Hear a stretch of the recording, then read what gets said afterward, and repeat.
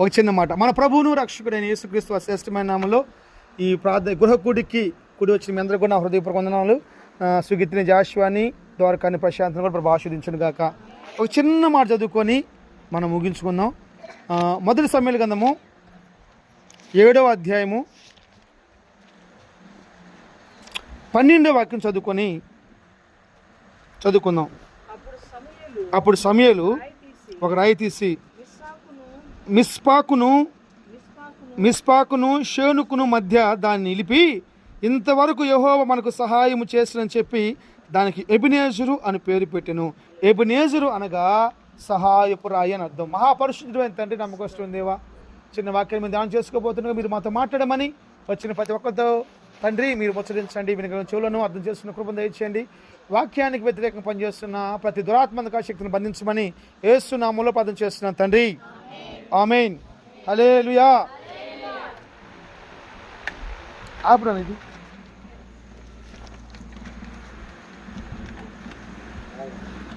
Right. హల్లెలూయా. చాలా సంతోషం. ఖచ్చితంగా 10 నిమిషాలు తల మొత్తం నా వైపు అయితే వినండి. దేవుడు హన్నా ప్రార్థనని, హన్నా కడుపున ఒక కుమారుని అనుగ్రహించి నాకెళ్ళి చూడమని చెప్పాను నేను. మా అమ్మ ఒక మాట అంటది, ఆ మాట ఇప్పుడు అంటే బాగుండదు కానీ నేను అన్నాను. హల్లెలూయా. చూడమన్నప్పుడు చూడాలంతే. హల్లెలూయా. రైట్. హన్నా ప్రార్థన దేవుడు ఆలకించేసి అన్నాకి ఒక కుమారుని దయచేశాడు. ఆ కుమారుడి పేరు ఏం పేరంటే శామ్యూయేల్. అయితే 3వ అధ్యాయంలో బైబిల్ ఏం చెప్పిద్దంటే, దాను మొదలుకొని బేషబ వరకు కూడా అతని పేరు ఖ్యాతి కలిగిపోయింది. ఒకళ్ళు వచ్చి నుంచుంటే వాడి జీవితంలో ఏం జరుగుతుందో ఏం జరగబోతుందో చెప్పేంత ఘనుడు ఆ దైవజనుడు. అలాంటి దైవజనుడిని దేవుడు ఇజ్రాయెల్ ప్రజలకు అనుగ్రహించినప్పుడు, అలాంటి దైవజనులు ఉన్నా కానీ లోబడిన ఆ మంద ఇజ్రాయెల్ ఎవరు? లోబడిన వాళ్ళు. పెదాలైతే సావుకుడికి దగ్గరగా ఉంటాయి కానీ హృదయం మాత్రం చాలా దూరంగా ఉంటాయి. గుర్తుపెట్టుకోండి. మనం కూడా ఎంత చేస్తాం, వందనాలు పెదరు పాజీ గారు, వందనాలు పాజీ గారు అంటాం. ఉట్టిదే. అది మీ బతుకులు, మీ జీవితాలు చెప్తాయన్నమాట. ఇజ్రాయెల్ ప్రజల్లో అంత గొప్ప దైవజనుడు దేవుడు వారికి అనుగ్రహిస్తే, వాళ్ళ జీవితాల్లో శత్రువుతో పోరాడి ఓడిపోయిన సందర్భాలు మనకు కనపడతా ఉంటాయి.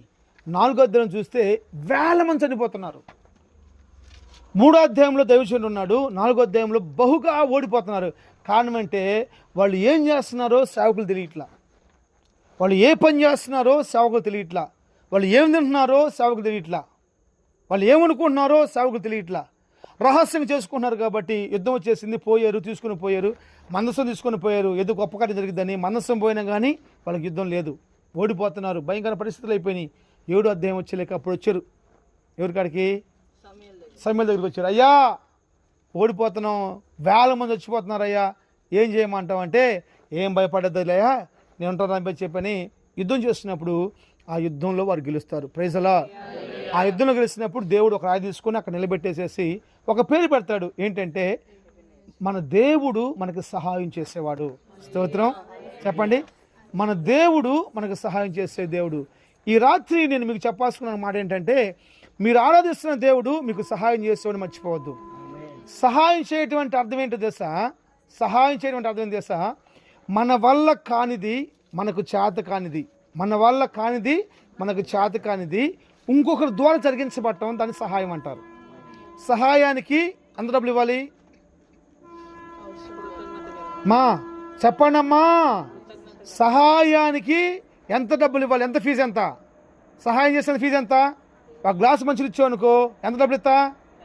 ఇంట్లో ఇస్తే థ్యాంక్స్ చెప్తావు. నా దేవుడికి థ్యాంక్స్ చెప్పాల్సిన కూడా అవసరం లేదు. ప్రైజ్ అలార్డ్. హల్లెలూయా. నా దేవుడు సహాయం చేసే దేవుడు. మీరు జ్ఞాపకం చేసుకోవాలి, ఈ దేవుడికి మనం ఏమి ఇవ్వగలం? ఏమిచ్చి ఆయన రుణం తెచ్చుకోగలమండి? ఏమిస్తే మనం బాగుపడతాం? ఉదాహరణకి జాన్ గారు చెప్పే సాక్ష్యం, ఆ రోజు సందర్భం ఊహించుకుంటే వణికి వస్తూ ఉంది. కానీ మా గుండెలు ఎంత నిబ్బరంగా ఉన్నాయో ఆ రోజు కానీ ఈ రోజు కానీ. కాళ్ళు పిప్పి అయిపోవాలండి. ఒక్క రాయి కొన్ని వందల కేజీల బరువు ఉంటుందండి. ఎన్ని ముక్కలు అయిపోయినాయి అక్కడ. ఎవరు కాపాడగలరు? దేవుడు సహాయం ఆయనకి దెబ్బ తగలకుండా మా కళ్ళమ్మడి కన్నీళ్ళు రాకుండా ప్రభు చేశాడండి. హల్లెలూయా. దేవుడు నామానికి మహిమ కలుగును గాక. మన దేవుడు సహాయం చేసే దేవుడు. బైబిల్ చెప్పేది హాగరు ప్రార్థన చేస్తుంది, హాగరు కొడుకు ప్రార్థన చేస్తున్నాడు. అది ఎడారి ప్రాంతం, ఇసుక ప్రాంతం, ఎటు చూసినా నీళ్ళు లేవు, కరువు. బైబిల్ చెబుతుంది వాళ్ళు ప్రార్థన చేస్తూ ఉండగానే ఆ ఎడారిలో నీటి పొక్క పుట్టిందంట. నీళ్ళిచ్చి దేవుడు ఆగర్ కొడుకుని బతికించాడండి. నీళ్ళిచ్చి బతికించే దేవుడు, నీళ్లు సహాయం చేసి బతికించే దేవుడు. దేవుడు ఇజ్రాయెల్ ప్రజలు విడిపించడం కోసం న్యాయాధిపతుల కాలంలో శాంసోన్ ఒక దైవజనుని పుట్టించినప్పుడు ఆ శాంసోను 1000 మందిని ఒక పచ్చి గాడిద దవడతోటి గెలిచాడండి.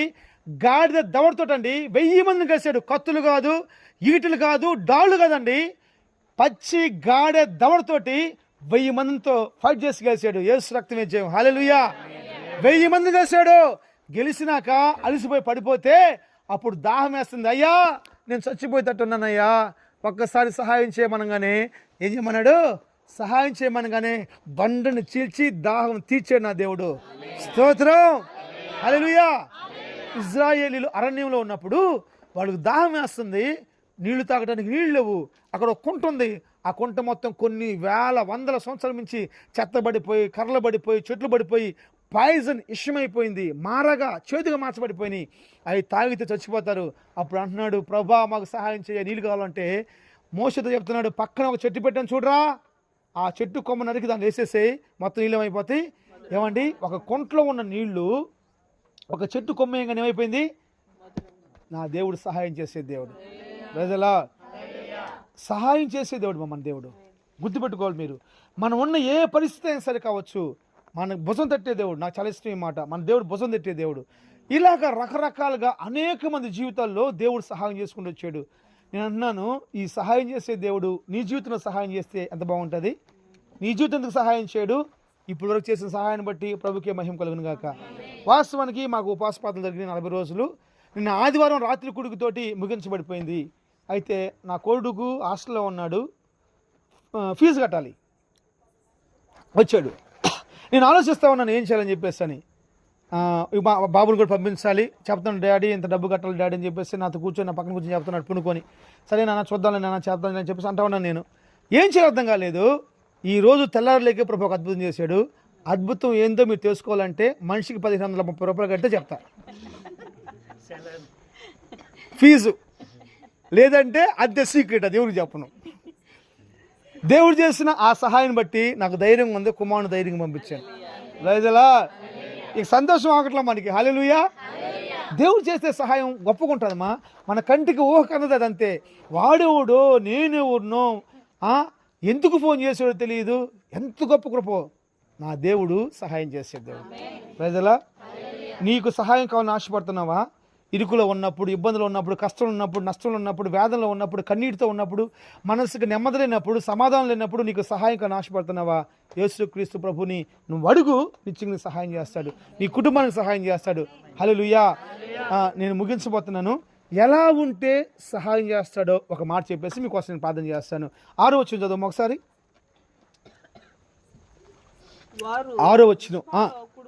వారు మిస్పాలో కూడుకొని నీళ్లు చేది యెహోవా సన్నిధిని కుమ్మరించి ఆ దినం ఉపవాసం ఉండి యెహోవా దృష్టికి మేము పాపులమని ఒప్పుకొండ్రి. హల్లెలూయా. 6వ వచనంలో వారు పాపులను ఒప్పుకున్నారు. 12వ వచనంలో సహాయం చేశాడు. 6వ వచనం ఏం చేశాడు? వాళ్ళు ఒప్పుకున్నారు. 12వ వచనం ఏం చేశాడు? వాళ్ళకి సహాయం చేశాడు. నీ జీవితానికి సహాయం కావాలంటే నా దేవుడు చెప్తున్న మాట ఏంటంటే, మనం కూడా ఒప్పుకోలు చేసే జీవితం కావాలి. నువ్వు దేన్నైతే ఒప్పుకుంటున్నావో దానికి కట్టుబడిపోయి ఉండాలి. అందుకే నా బైబిల్ రాసిన మాట ఏంటంటే, ఒప్పుకోలు అంటే ఏంటంటే మనం ఒప్పుకున్న దానికి బానిసలం అయిపోవాలంట. ఏమైపోవాలి? మనం ఏదైతే ఒప్పుకున్నామో దానికి బానిసలు అయిపోవాలి. మనం ఏదైతే ఒప్పుకున్నామో దానికి బంధించబడిపోవాలంట. భారీగా మనం ఒప్పుకున్నాం. ఆ రోజు ప్రమాణం చెప్తాం కదా, కష్టం వచ్చినా, నష్టం వచ్చి, ఇరుకు వచ్చిన, ఇబ్బంది వచ్చినా ఏం చేయం? నేను విడిచిపెట్టినని. భార్యకి భర్త బానిస అయిపోవాలి, భార్యకి భర్త బానిస అయిపోవాలి, భర్తకు భార్య బానిస అయిపోవాలి, భర్తకు భార్య బానిస అయిపోవాలి. అట్లనే నువ్వు ఏదైతే ఒప్పుకున్నావు దేని కాడికి వచ్చయ్యా, నా జీవితం నీకేనయ్యా, ఏంది దానికి నువ్వు బానిస అయిపోవాలి, దానికి బానిస అయిపోవాలి నువ్వు అంతే. నువ్వు అట్లా బానిసగా మార్చబడిపోయావు అనుకో, నిశ్చయంగా నా దేవుడు ఎల్లవేళలా నీకు సహాయకుడిగా మార్చబడతాడు. మనకేందంటే కడుపు నిండితే ఏసనివాడేవాడు ప్రార్థన ఎన్ని గంటలకంట, ఎన్ని గంటలకు ఎవడు చెప్పాడు? అసలు నీవేం చెప్పాడా? ప్రార్థన నాకేం చెప్పలేదు మా. అవునా? పదాలు ఊరికా ఏంది మా, అవునా కదా? కడుపు నిండితే అంతేమ్మా. స్తోత్రం. కానీ నా దేవుడు నమ్మదగిన దేవుడు. స్తోత్రం. 6వ వచనంలో వాళ్ళు ఒప్పుకున్నారు. అందుకనే 28వ అధ్యాయం 13వ వచనం రాసి ఉంటుంది సామెతల గ్రంథంలో, అతిక్రమములు దాచిపెట్టుకుని వాడు వర్ధనుడు, వాటిని ఒప్పుకొని విడిచిపెట్టేవాడు జీవితకాలం కనికరం పొందుతాడు, వర్ధులుతాడు. Praise the lord. ఎప్పుడెప్పుడు? జీవితకాలం అంతా. స్తోత్రం.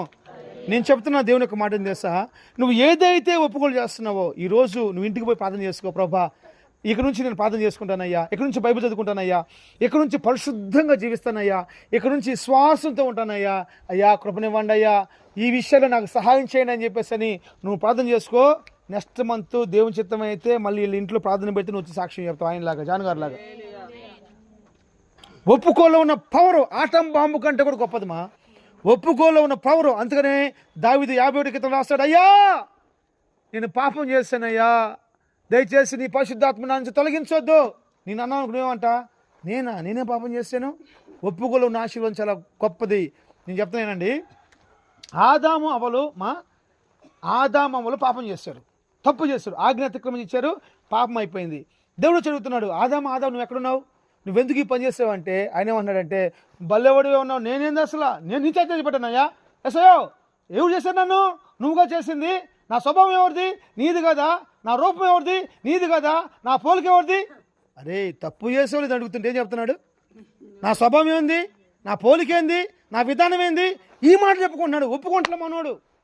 అయ్యా నన్ను క్షమించయ్యా, తెలుసో తెలియక జరిగిపోయింది, చెట్టు సాడును దాక్కున్నాం, బట్టలు లేకుండా దాక్కున్నాం, ఆకులు చుట్టుకున్నామయ్యా, ఒక ఎండ వస్తే ఎండిపోతే ఏమనయ్యా, మాకు భయంగా ఉందయ్యా, అందుకు దాక్కున్నాం, క్షమించండి అయ్యా, ఇంకెప్పుడు చేయనయ్యా అంటే దేవుడు వాటేసుకొని ఎంత కనుక చూసుకునేవాడు,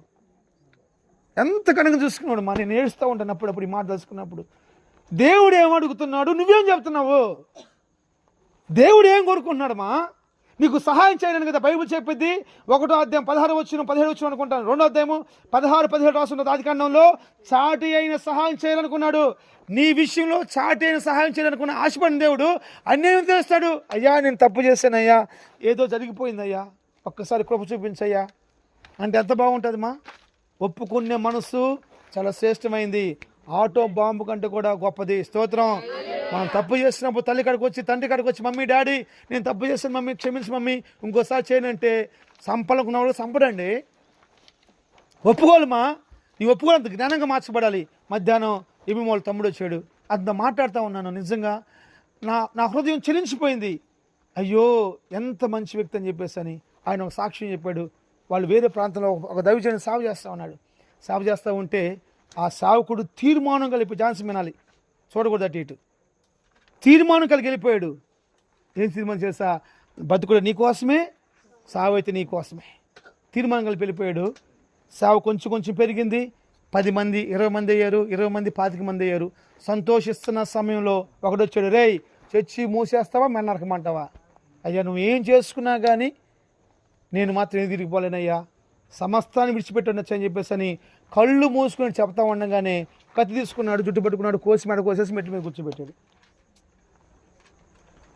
దమ్మున్న మొగాడు చర్చి లోపలికి వెళ్ళి ఆరాధించమని చెప్పన్నాడు. అలా తీర్మానం నేను చేస్తానా?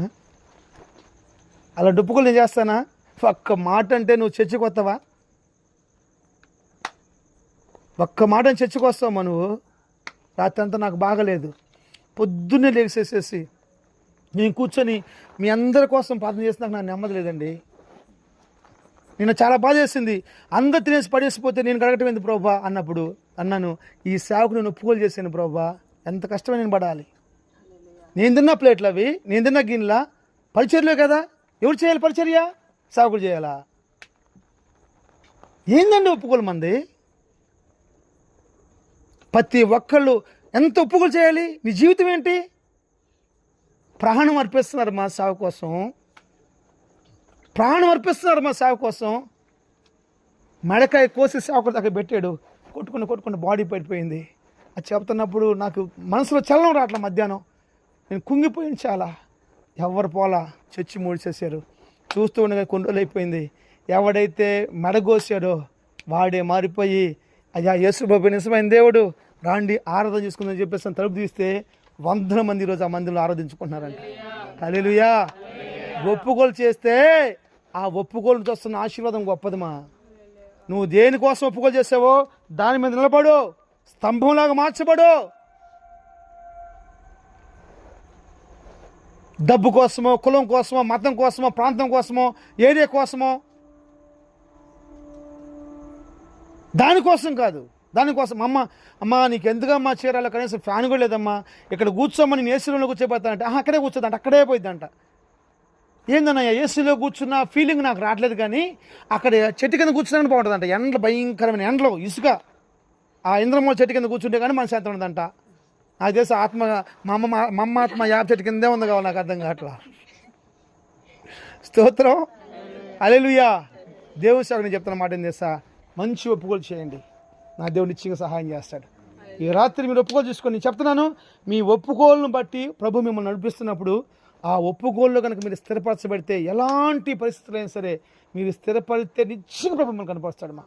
అసలు అన్యాయం చేయడు. నాకు తెలిసి కొంతమంది 20-30 సంవత్సరాలు సేవ చేస్తున్న వాళ్ళు ఉన్నారు, కనీసం రేకులు చచ్చి కూడా లేదు. అనుకుంటాను ఎంత గొప్ప దేవుడు ప్రభు. నేను ఈరోజు అనుకుంటున్నాను నాకేం వద్దు అనుకుంటున్నాను, నాకు ఏమీ వద్దు అని చెప్పి అనుకుంటున్నాను. కాబట్టి దేవుడు ఇస్తా ఉన్నాడు, మంచి సహవాసాన్ని ఇచ్చాడు, మంచి దేవుని బిడ్డలను ఇచ్చాడు. నా కాడకు వచ్చినప్పుడు నిన్న అదవి చేయండు. హల్లెలూయా, హల్లెలూయా.